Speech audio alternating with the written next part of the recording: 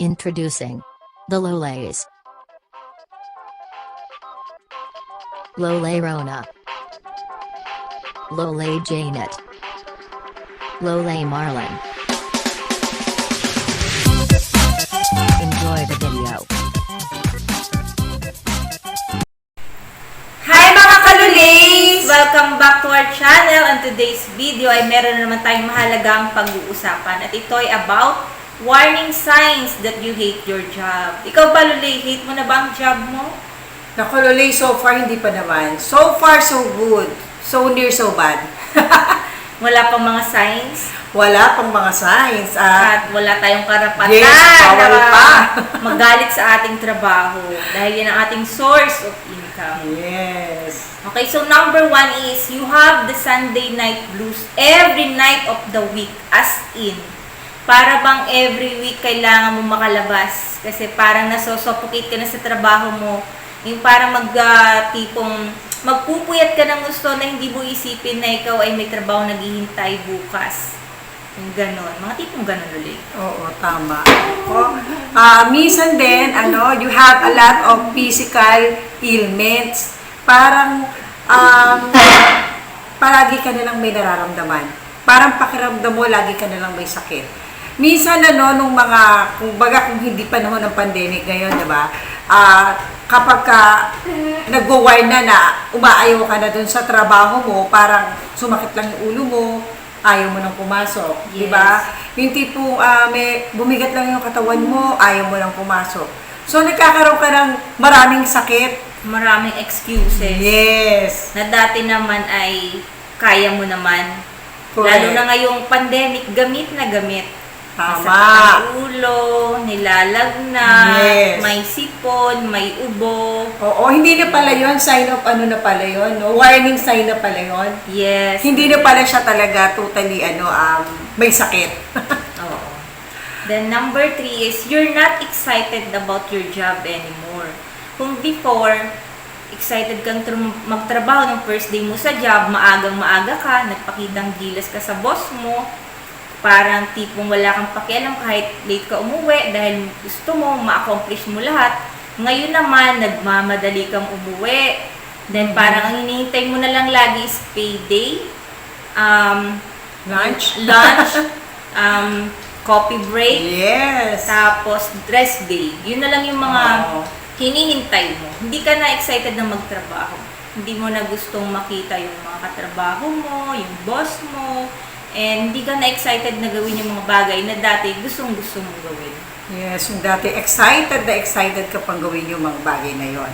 Yes. Tapos, you're not as good as you used to be. Yung tipong, yung dati, kung ano yung ginagawa mo dati, kung ano ka dati, kung ano yung commitment na binibigay mo dati sa trabaho mo, hindi mo na siya maibigay ngayon. Kung baga yung performance natin na decline. Declining na yung performance kapag yan nagkakaroon na tayo ng warning sign. The next is you spend a lot of time venting about work. Bang ang dami mong reklamo.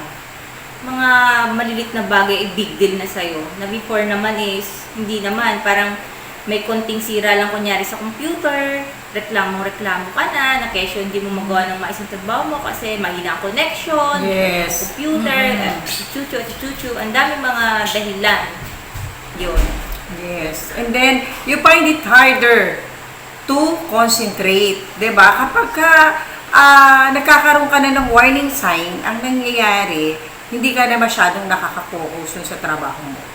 Hindi mo na mabigay yung talagang trabaho na dati kayang-kaya mo namang gawin at minsan pa nga nag-i-exceed ka pa dun sa expectation ng boss mo. So, Correct. kapag eto na, dumating na yung warning sign, so alam nyo na ha, number 6, kapag nahihirapan na kayong mag-concentrate sa trabaho nyo, so, meron ka ng warning sign. Yes. Then, another thing is, your vices have multiplied. Yung mga tipong, ano ba yung vices, Lulay? Mga vices, minsan yung tardiness, nagiging vices na nila yan eh. 'Di ba?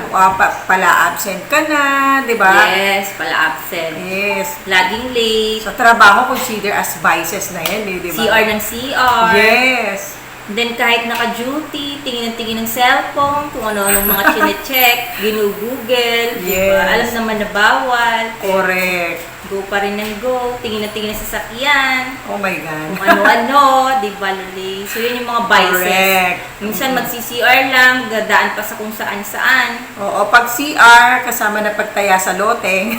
Yes, o chichika, kung saan-saan. Ayan, oo. And then, you haven't raced in a long time. Di ba? Parang hindi ka na umangat eh. Ay, ito na lang, kumbaga sign na yan na, warning sign na yan kapag hindi ka na umaangat dun sa trabaho mo, di ba? It means, Hindi rin nag-i-improve yung trabaho. yes, hindi na nag-i-improve yung trabaho mo. Eh, ba't ka nga naman bibigyan ng increase? Yes. Kung ang klase ng trabaho mo ay hindi ka increase. Correct. Next is, you don't have time or energy for your outside interests. Yung pili mo'y pagod ka na para bang pagdating mo sa trabaho wala ka ng, pagkagaling mo sa trabaho wala ka ng time para gawin pa yung mga bagay na dapat mong gawin pagdating mo sa bahay. Parang feeling mo tutulog ka na lang, gigising, trabaho, tutulog, gigising. It's routinary, no? Parang Yes. wala nang nababago no sa usual na dapat nagagawa mo, no, as a Yes. person. And then, number 10, you feel like you're always at work even on your day off. Kahit day off ka raw, pakiramdam mo, nasa trabaho ka pa rin, nagkatrabaho ka pa rin.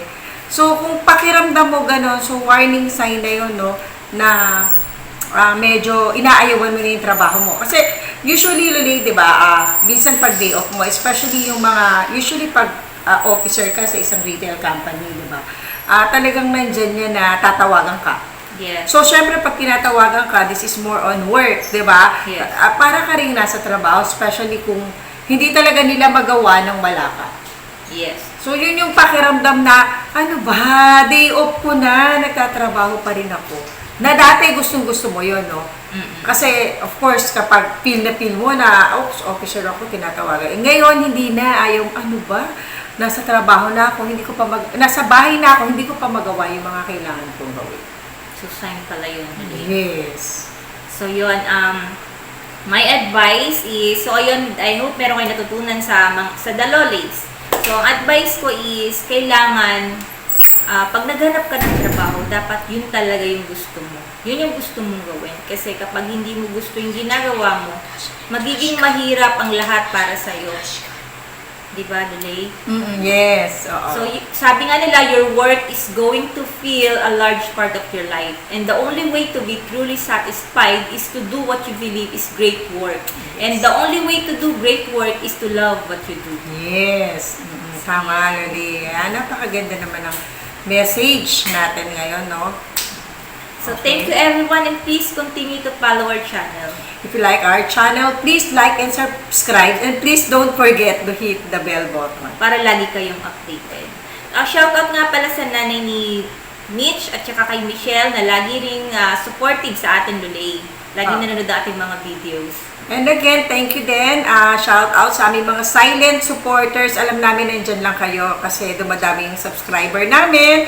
And right now, we have 925 subscribers. Thank you. Sobrang konti na lang po. Thank you everyone. So this is Story of Us. The story of our life. The story of our beautiful friendship. Bye! See you in our next video. Yes.